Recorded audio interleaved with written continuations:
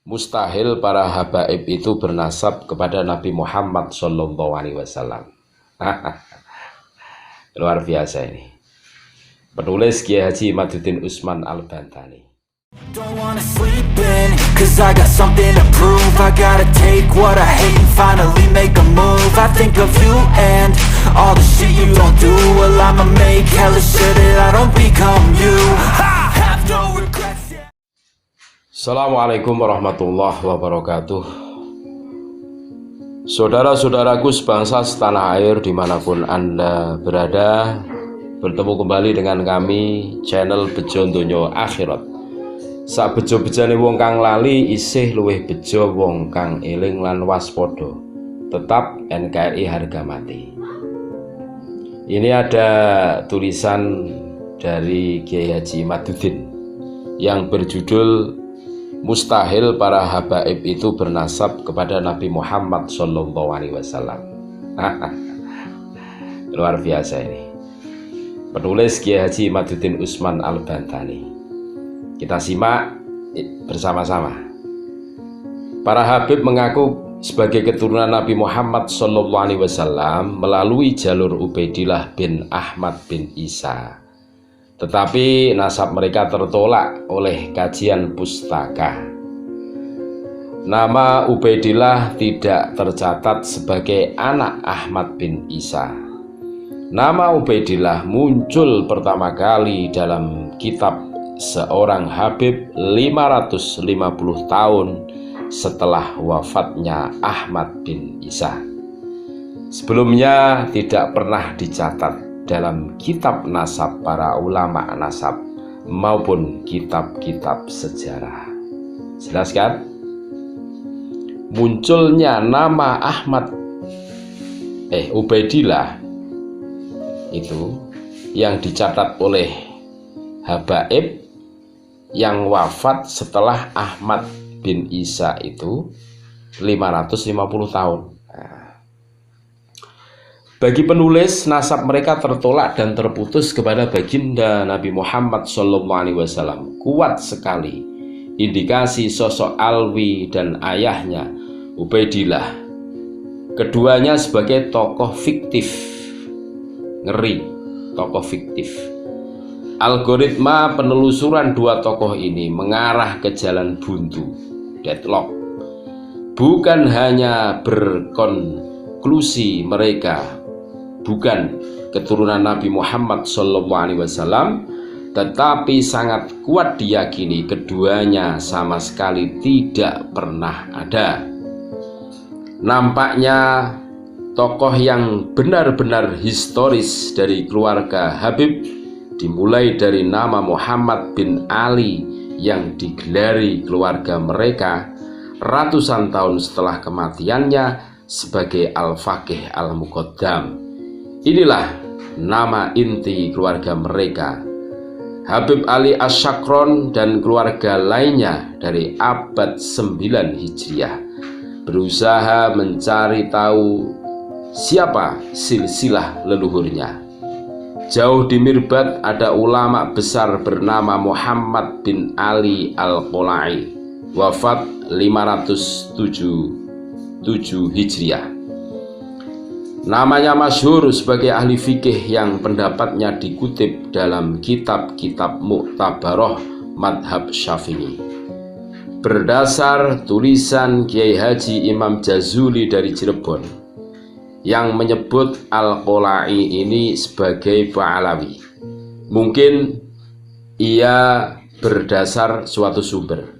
Kemungkinan besar permulaan ijtihad mengarah kepada bahwa kakek Al-Faqih Al-Muqaddam adalah Muhammad bin Ali Al-Qolai. Silsilahnya menjadi Al-Faqih Al-Muqaddam bin Ali bin Muhammad bin Ali Al-Qolai.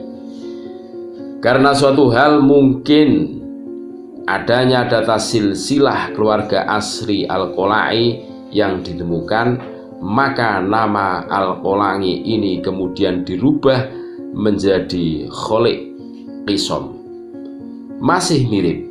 Jadi urutan silsilah Faqih Muqaddam menjadi Al-Faqih Muqaddam Muhammad bin Ali bin Muhammad bin Ali Khalid Qisom. Nama Mirbad yang sudah terlanjur disematkan kepada Muhammad bin Ali tetap dipakai. Nama julukannya menjadi Muhammad Sohib Mirbad. Hari ini kita bisa menyaksikan adanya makam dua tokoh ini, Muhammad bin Ali Al-Qolai dan Muhammad bin Ali Khalid Qisom Sohib Mirbad. Dua nama yang sama dengan julukan nisbat yang mirip dan hidupnya sezaman. Harus membuat curiga para peneliti termasuk Gus Rumail. Julukan Sohib Mirbad kita terjemahkan saja yang punya kota Mirbad. Pantasnya disematkan kepada Muhammad bin Ali Al-Qolai, mengingat nama besarnya dan karangannya yang tersebar.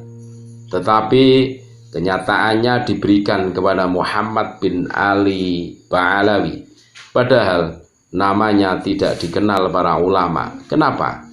Wallahu a'lam. Gus Rumel mungkin dapat menelusuri, dan saya yakin Gus Rumel hanya akan sanggup menelusuri keluarga Habib sampai kepada nama Al-Faqih Al-Muqaddam.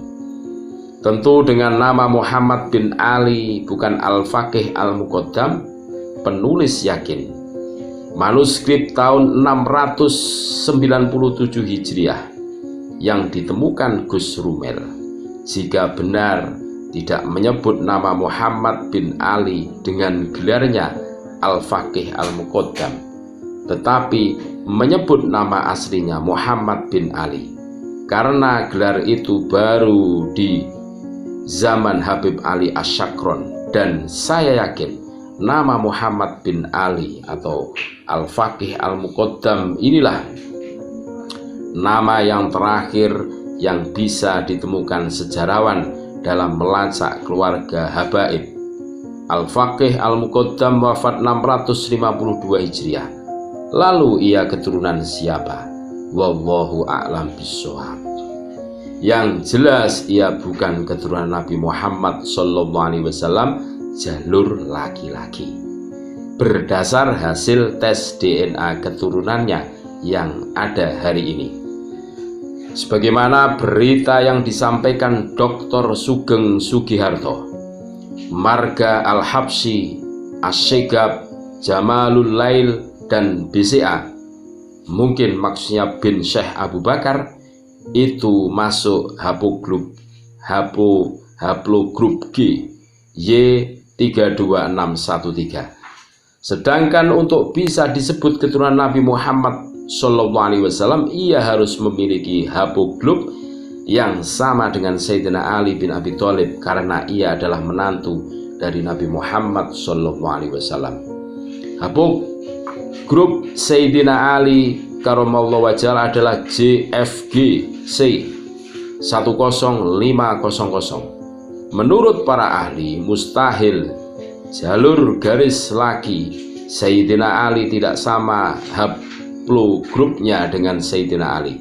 Maka menurut para ahli, berdasar hasil dari para habib yang telah melakukan tes DNA dengan haplogrup G, mereka bisa disebut keturunan Nabi Muhammad SAW. Itu hukumnya mustahil.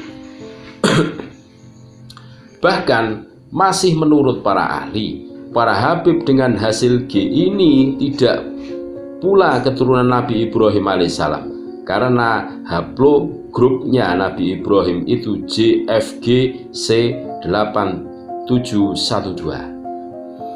Hasil tes DNA menurut para ahli sangat presisi dan dapat dipercaya. Memang hasil tes DNA tidak bisa menetapkan nasab. Jika ada seorang anak setelah ia tes DNA mempunyai darah dari ayah biologisnya, maka tidak serta-merta secara syar'i ia dianggap bernasab kepada ayah biologisnya itu. Harus ada akad nikah yang sah untuk kesohihan nasab. Jika tidak ada akad nikah, walau terbukti berdarah dari ayah biologisnya, maka ia ditetapkan bukan anak dari ayahnya. Ia tidak bisa mewarisi harta ayahnya. Tetapi jika dalam satu kasus terjadi sebaliknya, ada anak yang sudah masyhur sebagai anak si fulan, lalu ada yang bersaksi bahwa anak itu bukan anak si fulan, kemudian dilakukan tes DNA dan terbukti anak itu tidak memiliki darah ayahnya, maka jelas anak itu bukan anak ayah yang diakuinya. Seperti itulah hasil keputusan Muktamar NU ke-31 di Solo tahun 2004. Maka hanya kejernihan jiwa yang akan menyampaikan kita kepada sebuah kebenaran hakiki, bukan perasaan, bukan doktrin. Kepasrahan dan rela akan setiap takdir Tuhan adalah tambang emas keikhlasan dan keselamatan. Siapa yang membela kemuliaan Nabi Muhammad SAW? Apakah ia yang membantu seorang yang bukan dzurriyyah Nabi lalu mengaku sebagai dzurriyyah Nabi, atau dia yang berusaha agar para pengaku dzurriyyah Nabi itu bertobat dari menisbatkan dirinya sebagai dzurriyyah Nabi? Ada yang mengatakan salah mencintai lebih baik daripada salah membenci. Penulis katakan lebih baik kita mencintai semua orang, itu lebih selamat, termasuk mencintai orang yang salah jalan. Cara mencintainya bukanlah kita dukung ia untuk terus berjalan di jalan yang salah, namun kita tunjukkan bahwa ia berada di jalan yang salah, lalu kita tunjukkan jalan yang benar. Wallahu a'lam bihaqiqatil hal. Itulah tulisan dari Kiai Haji Imaduddin Usman Al-Bantani. Sangat mustahil para habaib yang mengaku-ngaku cucu Nabi itu tersambung sebagai cucu Nabi secara hakiki, karena dari tesis, dari sumber-sumber primer, sumber-sumber kredibel yang diakui ulama dunia itu tidak menemukan itu semua. Terima kasih. Tetap NKRI harga mati. Assalamualaikum warahmatullahi wabarakatuh.